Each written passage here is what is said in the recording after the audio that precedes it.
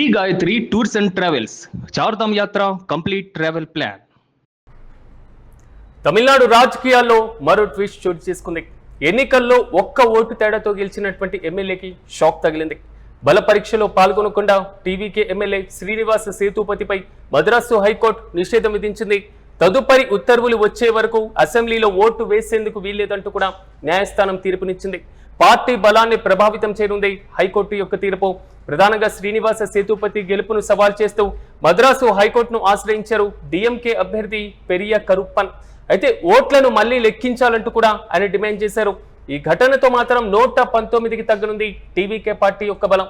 అయితే తమిళనాడు అసెంబ్లీ ఎన్నికల్లో తిరుప్పటూరు నుంచి కూడా పెరియా కరుప్పన్ పై పోటీ చేసి గెలుపొందారు శ్రీనివాస సేతుపతి. కానీ ఒకే ఒక్క ఓటుతో గెలుపొందడం. సో పెరియా కరుప్పన్ మాత్రం పూర్తి స్థాయిలో ఈయన పైన మళ్ళీ ఓట్లను లెక్కించాలంటూ కేసు నమోదు చేయడం. తాజాగా మద్రాసు హైకోర్టు ఇచ్చినటువంటి తీర్పుతో శ్రీనివాస సేతుపతి రేపు జరిగేటువంటి బల పరీక్షలో ఓటు వేసేటువంటి అవకాశాన్ని కోల్పోయారు. ఇది కేవలం ఆయన ఓటు కోల్పోవడం మాత్రమే కాదు, టీవీకే బలం కూడా ఒక స్థానం తగ్గనుంది. ఇక ఇదే అంశంపై మరింత సమాచారం మా ప్రతినిధి మల్లికార్జున్ అడుగుతాం. మల్లికార్జున్ చెప్పండి, మొత్తం మీద శ్రీనివాస సేతుపతి రేపు వేసేటువంటి ఓటును ప్రభావితం చేస్తూ న్యాయస్థానం ఇచ్చినటువంటి తీర్పును ఎలా చూడొచ్చంటారు? పూర్తి అప్డేట్స్ ఏంటి? సిరాజ్, తమిళనాడులో మరొక రాజకీయ ట్విస్ట్ మనం చూస్తున్నాం. ముఖ్యంగా టీవీకే ఎమ్మెల్యే అనేటువంటి శ్రీనివాస సేతుపతిపై కూడా మద్రాస్ హైకోర్టు రేపు జరిగేటువంటి అసెంబ్లీలో జరిగేటువంటి బల పరీక్షలో ఓటు వేయడానికి వీల్లేదని చెప్పేసి కూడా నిషేధం విధించే పరిస్థితి. అదే కేవలం మనం చూసుకుంటే తిరుపట్టూరు నియోజకవర్గం నుంచి కూడా ఇలా ఎమ్మెల్యే ఎన్నికయ్యారంటే అది ఒక్క ఓటు తో గెలుపొందారని చెప్పవచ్చు. ఈ క్రమంలో కూడా ఈ ఒక్క ఓటు పైన కూడా డిఎంకే నేత ఎవరైతే ఉన్నారో అభ్యర్థి పెరియ కరుప్పన్ పూర్తి స్థాయిలో హైకోర్టులో ఆశ్రయించారని చెప్పవచ్చు.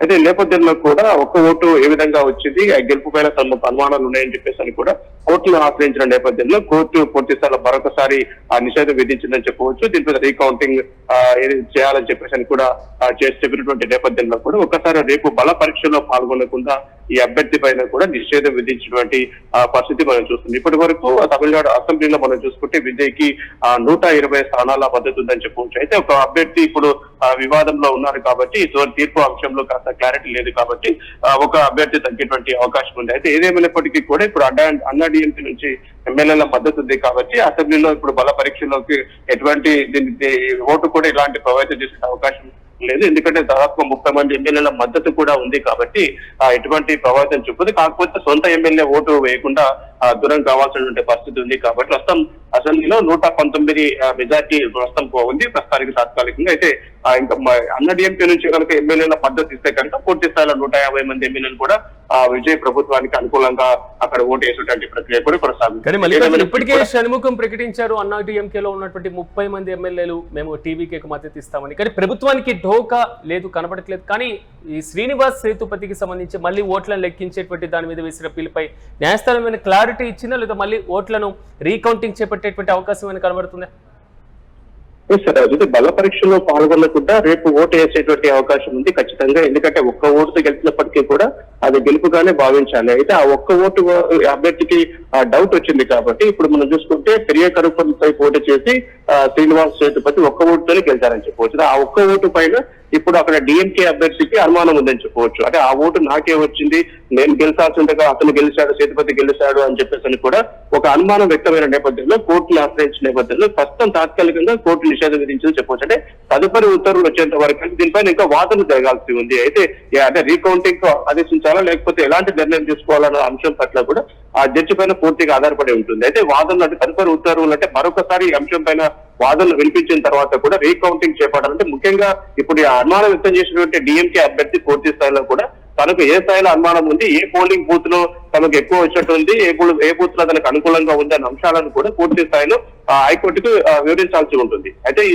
వివరణ సంతృప్తి చెందితేనే పూర్తి స్థాయిలో ఖచ్చితంగా తనకు మెజార్టీ వచ్చే అవకాశం ఉంది, నాకే ఆ ఓటు పడే అవకాశం ఉందని చెప్పేసి కూడా ఇతను వాదన బలంగా వినిపిస్తే కోర్టు మరొకసారి రీకౌంటింగ్ కు కూడా ఆదేశాలను జారీ చేసే అవకాశం ఉంది. ఎన్నికల కమిషన్ తర్వాత కూడా పూర్తిగా మరొకసారి రీకౌంటింగ్ నిర్వహించేందుకు కూడా అవకాశం ఇవ్వచ్చు. అయితే ప్రస్తుతానికైతే రీకౌంటింగ్ కి ఎలాంటి ఆర్డర్స్ హైకోర్టు ఇవ్వలేదని చెప్పొచ్చు. కేవలం రేపు ఓటులో పాల్గొనకుండా, ఓటింగ్ లో పాల్గొనకుండా మాత్రమే ఇప్పుడు నిషేధం విధించినటువంటి పరిస్థితి ఉంది. అయితే విజయ్ గవర్నమెంట్ కి ఇప్పుడు వచ్చినటువంటి డోకా వేయలేదు. ఒక ఎమ్మెల్యే తగ్గినంత మాత్రం అక్కడ ఆ పార్టీకి కానీ విజయ్ ప్రభుత్వానికి ఎలాంటి నష్టం వాటిల్లదు. పూర్తిగా 119 మంది ఎమ్మెల్యేల మద్దతు తనకుంది. ఇప్పుడు అన్నా డిఎంకే నుంచి వచ్చేటువంటి 30 మంది ఎమ్మెల్యేలు ఎవరైతే ఉన్నారు వీరందరూ కూడా సపోర్ట్ ఇస్తున్నారు కాబట్టి దాదాపుగా మనకు 149 ఎమ్మెల్యేల మద్దతు కూడా విజయ్కి ఉంది కాబట్టి ప్రభుత్వానికి వచ్చేటువంటి డోకా ఏం లేదని మనం చెప్పుకోవాలి. పూర్తి తదుపరి ఆర్డర్స్ వరకు కూడా శ్రీనివాస సేతుపతి వేచి ఉండాల్సినటువంటి పరిస్థితి మనం చూస్తున్నాం.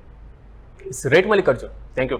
మొత్తం మీద తమిళనాడు రాజకీయాల్లో మరో ట్విస్ట్ చోటు చేసుకుంది. ఎన్నికల్లో ఒక్క ఓటు తేడాతో గెలిచినటువంటి ఎమ్మెల్యేకు న్యాయస్థానం షాక్ ఇచ్చింది. బల పరీక్షలో పాల్గొనకుండా టీవీకే ఎమ్మెల్యే శ్రీనివాస సేతుపతి పైన మద్రాస్ హైకోర్టు నిషేధం విధించింది. తదుపరి ఉత్తర్వులు వచ్చే వరకు అసెంబ్లీలో ఓటు వేసేందుకు వీల్లేదంటూ కూడా తీర్పునిచ్చింది న్యాయస్థానం.